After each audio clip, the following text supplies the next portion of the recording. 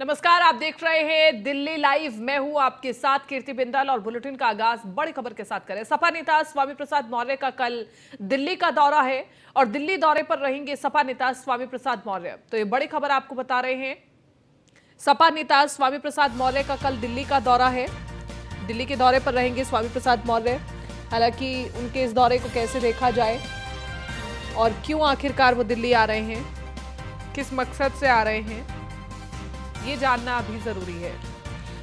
तो सपा नेता स्वामी प्रसाद मौर्य दिल्ली के दौरे पर रहेंगे। सपा नेता स्वामी प्रसाद मौर्य कल दिल्ली के दौरे पर रहेंगे। उनका दिल्ली का दौरा क्यों प्रस्तावित है,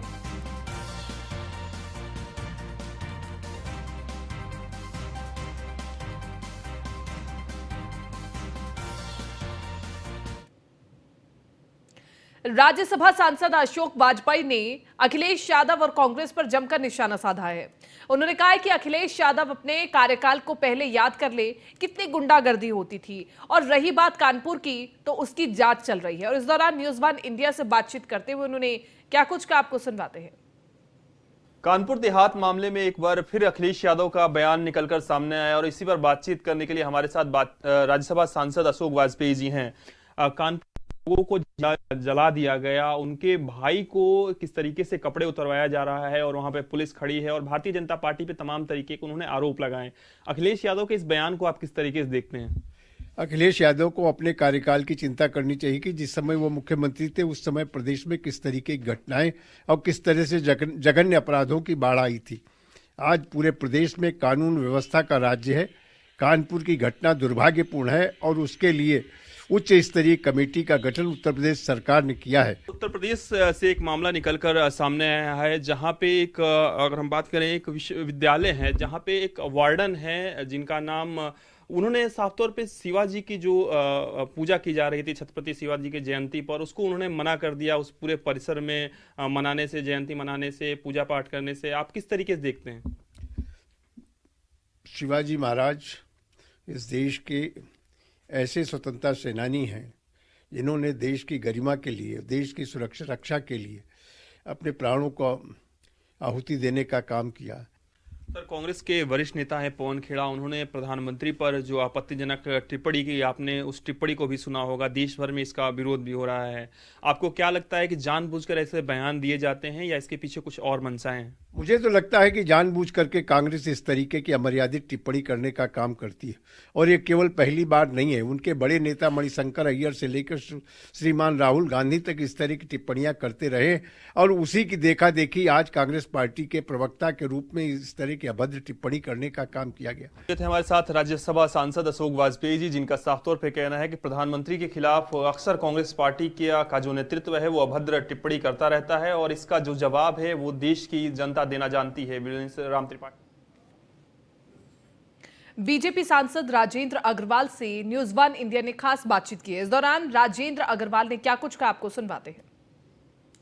भारत जोड़ो यात्रा के बाद एक बार फिर कांग्रेस पार्टी और उनके एक नेता काफी सुर्खियों में हैं। हमारे साथ बातचीत करने के लिए भारतीय जनता पार्टी से सांसद राजेंद्र अग्रवाल जी हैं। सर, पवन खेड़ा एक बार फिर से चर्चा में है अपने बयानों को लेकर। उन्होंने प्रधानमंत्री को लेकर एक आपत्तिजनक बयान दिया। भारतीय जनता पार्टी आज भी दिल्ली की सड़कों पर इनके खिलाफ प्रदर्शन कर रही है, कई जगहों पर FIR भी लिखाई गई।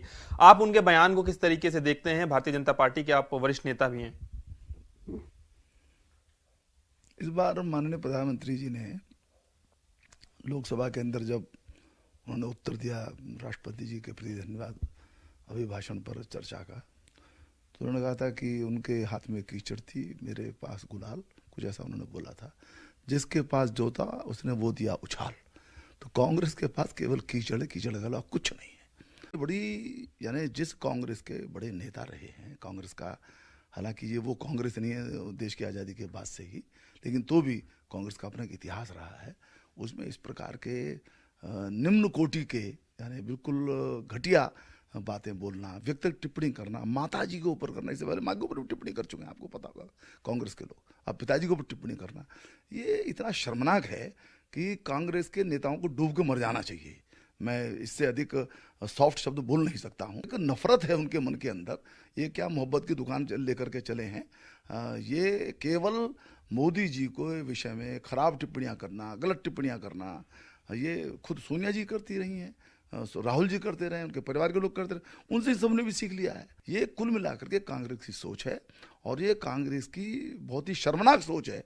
किसी राजनीतिक दल के द्वारा इस प्रकार की टिप्पणियां नहीं होनी चाहिए और ये उनको कांग्रेस का और जो पतन है वो सुनिश्चित है। पहले ही काफ़ी पतन हो चुका है, लेकिन मुझे ऐसा लगता है कि कांग्रेस इतिहास के अंदर चली जाएगी और उसका कोई उसको समर्थन देने वाला देश के अंदर बचेगा नहीं। सर, हाल ही में कानपुर में एक दुखद घटना हुई थी, जिसके बाद लगातार सरकार ने दावे किए कि सरकार कार्रवाई कर रही है। ऐसे में आज अखिलेश यादव ने एक बार फिर कानपुर देहात मामले में एक टिप्पणी की है। उन्होंने एक पुराने वीडियो का हवाला देते हुए कहा है कि क्या इस देश में यही लोकतंत्र है कि किसी के भाई को, किसी के बेटे को अर्धनग्न कर दिया जाए, पुलिस वहीं पर खड़ी रही। देखिए, अखिलेश जी को बहुत मौके मिले, उनकी पार्टी को बहुत मौके मिले। उन्होंने किस प्रकार से प्रदेश को चलाया पूरा देश जानता है। शहर के अंदर एक अराजकता की स्थिति थी, गुंडों को पूरा संरक्षण था, जितने माफिया हैं जिनके खिलाफ आज कार्रवाई, सब उनके संरक्षण के अंदर पलते थे, सामान्य व्यक्ति को न्याय मिलता ही नहीं था। तो अखिलेश जी ने तो इस प्रकार से प्रदेश को चलाया है।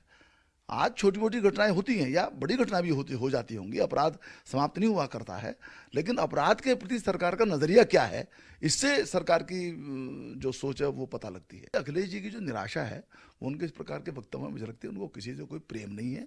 वो वोट बैंक की राजनीति करते हैं।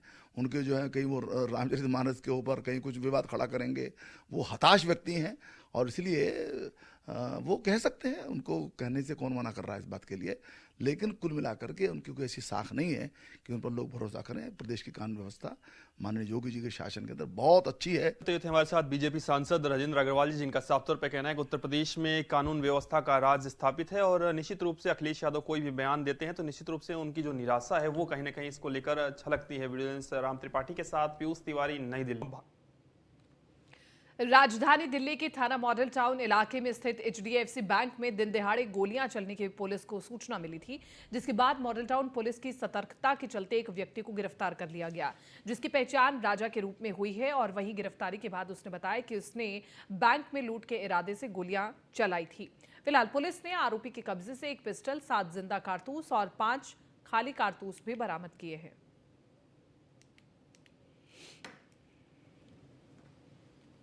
लगभग एक 2:42 पे एक कॉल मिली है जिसमें ये आया था कि बैंक में कोई घुस के गोलियाँ चला रहा है। और ये कॉल मिलने से पहले भी किसी पब्लिक के आदमी के थ्रू हमारे स्टाफ को एक सूचना मिल चुकी थी, जिस पर स्टाफ यहाँ पहुँच चुका था। तो वहाँ हमारे स्टाफ ने पहुँच के इस आदमी को पकड़ा है, जिसके हाथ में पिस्टल थी। प्रिलिमिनरी इन्वेस्टिगेशन में ये पता चला है कि वो लगभग 2:15-2:30 बजे के करीब बैंक में आया था और उसने कैश विड्रॉल कराने के लिए बोला कि मेरे को कैश विड्रॉल करवाना है। जब उसको कहा गया कि अपने चेकबुक वगैरह दीजिए, तो उसने बैग से एक पिस्टल निकाला और हवा में फायर किया और बोला मेरे को कैश चाहिए। उसके बाद सभी स्टाफ ने अलार्म रेज किया और हमें इन्फॉर्मेशन मिली। इमीडिएटली हमारे स्टाफ यहाँ पहुँचा और उसको काबू कर लिया। फर्दर इन्वेस्टिगेशन अभी कर रहे हैं। दिल्ली पुलिस द्वारा समय समय पर दंगों से निपटने, टेररिस्ट अटैक से निपटने के लिए किए गए अभ्यासों के चलते दिल्ली पुलिस को मजबूती मिलती है। और आज मॉडल टाउन स्थित एचडीएफसी बैंक में हुई लूट में जो पुलिस को कामयाबी मिली है, ये भी इसका एक जीता जागता सबूत है। डीसीपी ने बताया कि किस तरीके से 2 बदमाश बैंक में आते हैं, गोलियां चलाते हैं और लूट की कोशिश करते हैं। और समय रहते जैसे ही पुलिस को इस सारे मामले की सूचना मिली तो एक बदमाश को पिस्टल संग धर दबोच लिया जाता है। ये अपने आप में एक बड़ी कामयाबी पुलिस के हाथ लगी है। इससे साफ पता चलता है कि कितने बेखौफ थे वो बदमाश जो टोपी लगाकर बैंक में एंट्री करते हैं और कैश काउंटर पे जाकर रकम मांगते हैं। और इन सब पर लगाम लगाते हुए जो दिल्ली पुलिस ने काम किया है वो भी काबिले तारीफ है। दिल्ली से किरणपाल सिंह की एक खास रिपोर्ट। राजधानी दिल्ली में पति पत्नी के रिश्ते को शर्मसार करते हुए एक खौफनाक मामला सामने आया है, जहां रोहिणी जिले के अमन विहार थाना इलाके में एक महिला की जलने से मौत हो गई, जिसके बाद महिला के परिजनों ने महिला के पति पर गंभीर आरोप लगाए हैं। महिला के परिजनों ने गंभीर आरोप लगाते हुए कहा कि उसे जलाकर मार दिया गया। वहीं मृतक युवती की पहचान चंचल उर्फ नीतू के रूप में हुई है। दरअसल परिजनों द्वारा मिली जानकारी के अनुसार 10 फरवरी की रात को घर में आकर किसी ने जानकारी दी कि नीतू जलने से घायल हो गई है। जिसकी परिजन नीतू को लेकर अस्पताल पहुंचे, जहां डॉक्टरों ने नाजुक हालत को देख करके उसे एम्स अस्पताल रेफर कर दिया, लेकिन डॉक्टर उसे नहीं बचा पाए और 19 फरवरी को महिला ने दम तोड़ दिया। परिजनों के मुताबिक नीतू ने 2016 में मोहित से प्रेम विवाह किया था। फिलहाल परिजनों की शिकायत के आधार पर पुलिस ने मोहित को हिरासत में ले लिया है और उससे पूछताछ की जा रही है।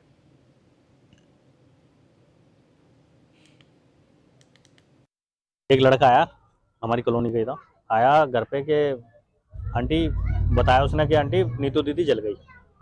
फिर मेरी मम्मी गई भागी भागी, फिर वो गई, क्या कहते हैं, देखा तो मेरी मम्मी ने अपना सोल नीतू के ऊपर रख दिया और भागी भागी आई, फिर हम सबको ले गई। हमने देखा तो वो उसका जो जलाया था ना जिसने, वो भाग गया था। फिर पुलिस वाले ने और हमारे बड़े भाई ने उसने क्या कहते हैं पकड़ा उसको, एक जगह छुप गया था, पकड़ के उसको बंद करा। फिर उसके बाद इसको संजय गांधी ले गए, नीतू को संजय गांधी ले जाके एक रात रुके, फिर उन्होंने रेफर कर दिया एम्स में। अब फिर एम्स में फिर कल रात को खबर आई है कि खत्म हो गया। इस दिन रात को ये मेरे को रात को कॉल आई कोई 12 साढ़े 12 बजे रात में, जिस दिन ये जली थी उस दिन रात को कॉल आई भी ऐसे ऐसे बात हो गई है, उसको जला दिया उसके आदमी ने। तो उस दिन फिर बच्चे चाय देखने के लिए, और ये लड़का जो नशा वगैरह करता है और जो भी जितने भी लोगों के साथ में जुड़े हुए हैं जिन्होंने भी ये घटना करी है, उसका कोई फ्रेंड बता रहे हैं एक दो, और उसके घर वाले भी इसके अंदर हैं जो मिल के कह रहे हैं अगर जली है तो जलाने वाले आदमी मैं हूँ, आदमी कोई भी अपनी घरवाली को मैं जल रही है तो मैं उसका बचाव करूंगा, उसे वो वहाँ पे जला के खुद भाग।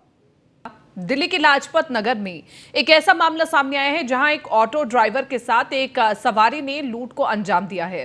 ड्राइवर को पहले चाय पिलाई, फिर उसके बाद उसके पास मौजूद सारे कैश को लूट लिया।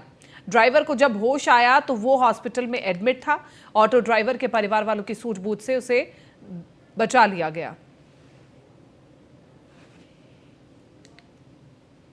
नमस्कार, न्यूज़ वन इंडिया में आपका स्वागत है। मैं हूं वसीम फिरोज़ और आज हमारे सामने एक ऐसा मामला आया है जो आपको झंझोक के रख देगा और ये दिल दहला देने वाला मामला है। और ये एक ऐसी लूट का मामला है जो एक ऑटो ड्राइवर के साथ होती है। वो ऑटो ड्राइवर एक सवारी को, एक पैसेंजर को लेके जाते हैं और वही पैसेंजर उन्हें रास्ते में चाय और कॉफ़ी, कोई एक तरल पदार्थ उन्हें पिला देता है और उसके बाद उनकी बेहोश हो जाते हैं और उनसे एक लूट कर ली जाती है और उनसे तकरीबन 5 से 6 हज़ार रुपये उनसे लूट लिए जाते हैं।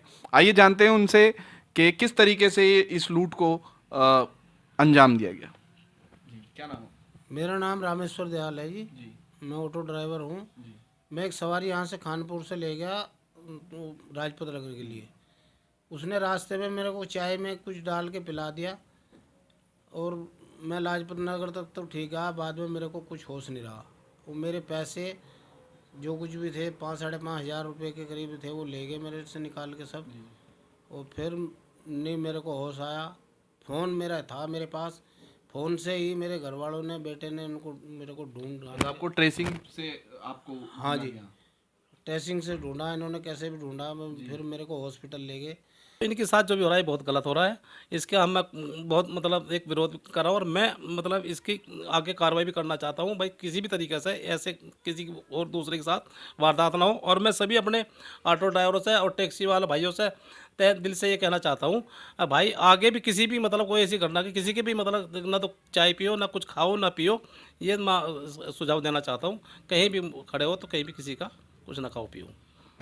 तो आप देख रहे हैं कि ये ऑटो ड्राइवर थे और ऑटो ड्राइवर संघ के अध्यक्ष भी हमारे साथ बैठे हुए थे जो कि बता रहे थे किस तरीके से जो आम पब्लिक को, ये अभी भी आम पब्लिक के बारे में सोच रहे हैं, उन महिलाओं के बारे में सोच रहे हैं जो ऑटो में आती जाती हैं, अकेली कॉलेज जाती हैं, दफ्तर जाती हैं या कहीं कहीं मतलब अपने काम से जाती हैं और बच्चों को भी आजकल लेके जाते हैं। तो ये मैसेज देना चाह रहे हैं, एक मैसेज कन्वे करना चाह रहे हैं कि जिस तरीके के का हादसा इनके भाई के साथ हुआ है, ऐसा हादसा दिल्ली के किसी भी निवासी के।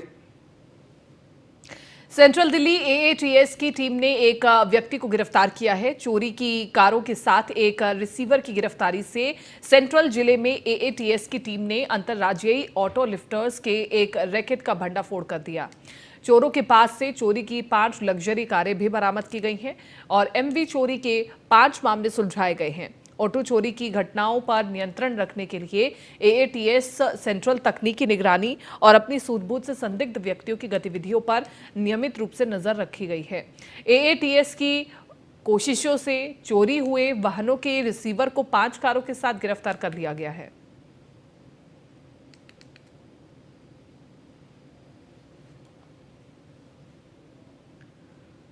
AATS द्वारका जिले के कर्मचारियों ने चोरी किए गए 11 दुपहिया वाहनों और 2 स्क्रैप इंजनों की बरामदगी के साथ 1 CCL और चोरी के वाहनों के रिसीवर सहित 4 ऑटो लिफ्टर को गिरफ्तार किया है। अभियुक्त मंजीत सिंह मुख्य रिसीवर एक दूसरे रिसीवर के रूप सिंह से चोरी के वाहन खरीदता था और मायापुरी दिल्ली में ऑटो पार्ट्स की बिक्री और खरीद की एक दुकान चलाता है। आरोपी रूप सिंह जो कि एक रिसीवर है, ये पहले भी MV चोरी के 2 मामलों में शामिल रहा है। उनकी गिरफ्तारी के साथ ही MV चोरी के कुल 12 मामलों का निपटारा हुआ है।